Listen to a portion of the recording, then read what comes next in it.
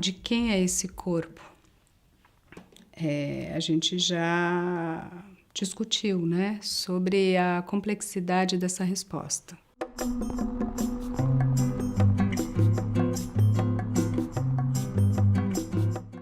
Eu diria que não é simples. Esse corpo é meu. Esse corpo é o corpo que sou eu, é o corpo que está vivo e que é a vida em mim e comigo agora. E ele vai se esbarrando em outros corpos e vai fazendo conexões, contatos e atritos com outros corpos. E vai tendo conflito, e vai tendo aceitação e negação. E essa é a prática contínua, inclusive política da vida. Para quem eu alugo esse corpo, eu vendo pequenas partes dele, conhecimento, horas, normalmente é tempo e produto, né? Que são as mercadorias básicas que a gente circula. E, muito bem, essa questão é difícil e a gente conversou um pouco sobre isso. Agora tem outra questão igualmente difícil, que é a seguinte: e quando uma mulher, ela gera uma vida, uma outra vida, sendo que por hora o corpo da mulher ainda é o corpo hospedeiro da nova vida, né? A gente tem um sistema de reprodução que vai fazer a gestação in corpo, não in vitro até o fim. A gente não conseguiu ainda, quem sabe um dia. Então, esse corpo, ele é meu e até que ponto? E aí, eu tenho uma posição um pouco heterodoxa sobre a questão e eu, enfim, sei perfeitamente quais são grandes posições sobre o aborto, a favor ou contra, e eu vou construir a minha posição, mas eu diria que a gente não sei se estaria autorizado a dizer que o corpo é meu. O corpo, ele é de um sujeito que está em constituição e que não é um sujeito ainda. Então, o estatuto de uma mulher grávida é um estatuto muito complexo, porque ele é a mulher, mas ele também é um outro ser.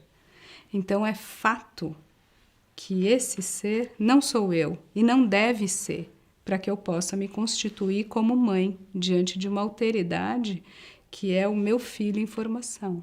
O detalhe é o seguinte: não ser meu corpo não deveria necessariamente me obrigar a mantê-lo até o fim.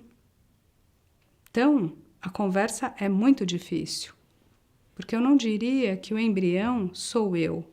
E é psiquicamente e politicamente, socialmente fundamental que não seja você. Isso é uma lógica autista, isso é uma lógica psicótica de englobar o outro e objetificar esse outro como parte ou prolongamento de você. Não é você.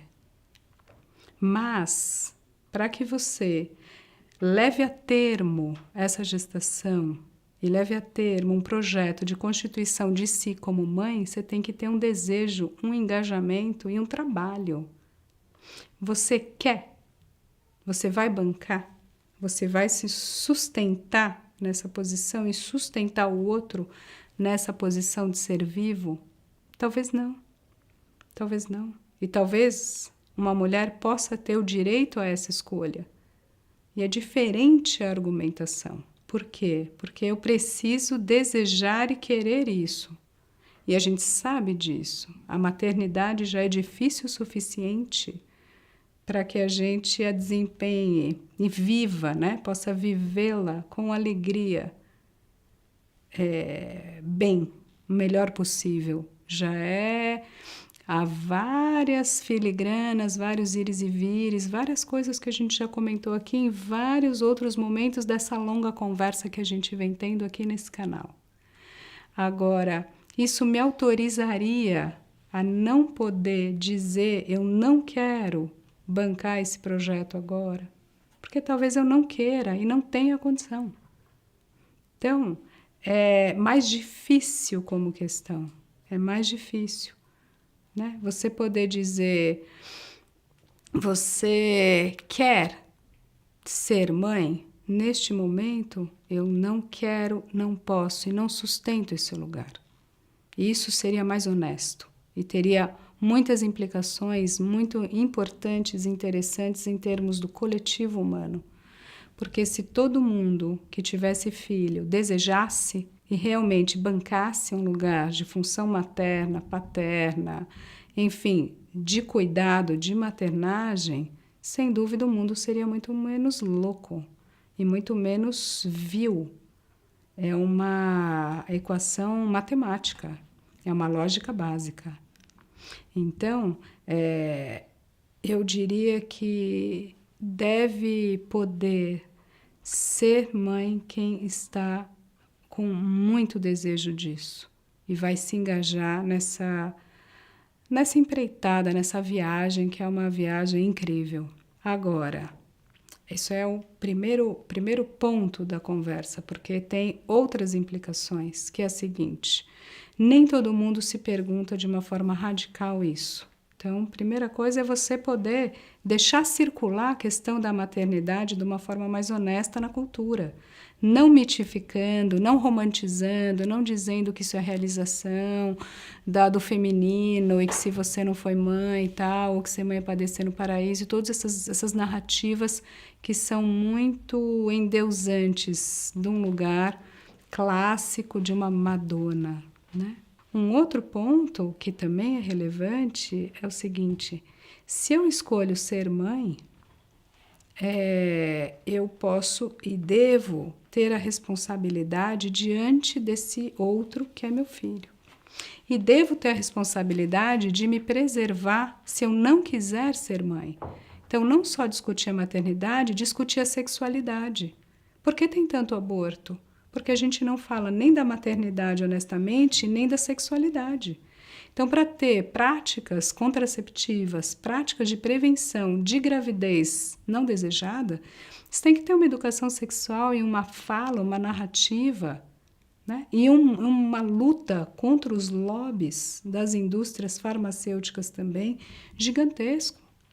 Você tem políticas muito mais eficazes e baratas do que, por exemplo, tomar remédios. Aí a gente tem que ter uma conversa honesta com muitas pessoas de saúde pública e saúde feminina para fazer um trabalho vasto.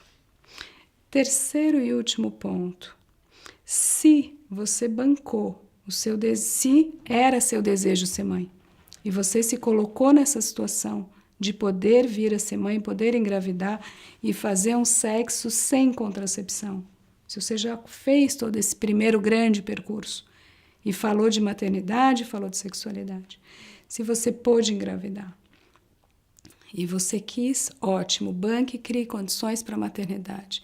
E se alguma coisa nesse meio do caminho não deu certo, você engravidou e você não quer ser mãe, e agora que você está grávida, depois de muito conflito, você entendeu. Ainda assim, eu acho que você teria o direito de escolher não ser mãe e não continuar essa gravidez. E todas as mulheres deveriam poder fazer isso, não só as que têm uma potencialidade econômica para fazer isso. Porque eu posso fazer isso, você pode fazer isso. Tem muitas mulheres que morrem sem poder fazer essa escolha, porque não tem condição. Então, isso é um pequeno ponto da conversa, não é o único ponto que mulheres pobres, normalmente mais pobres e mais negras e mais desempregadas, enfim, são aquelas que têm mais filhos indesejados ou morrem mais. Filhos esses que estão por aí no mundo sem uma mãe ou sem uma função de maternagem que as acolha e as tire do mesmo lugar que essa mesma mãe que não pôde fazer escolha. Então, a gente está num círculo vicioso, altamente hipócrita, que a gente não consegue pensar. Mas endeusar um embrião e dizer que é o sopro divino, eu não diria. Mas nulificar o embrião e dizer que é meu corpo, meu como mulher, eu também não diria, simplesmente porque não é. O que não significa que você não tenha que saber o que você quer e bancar. Se você gosta de saber e se você quer ter uma casa partilhada simbolicamente, se inscreva no canal.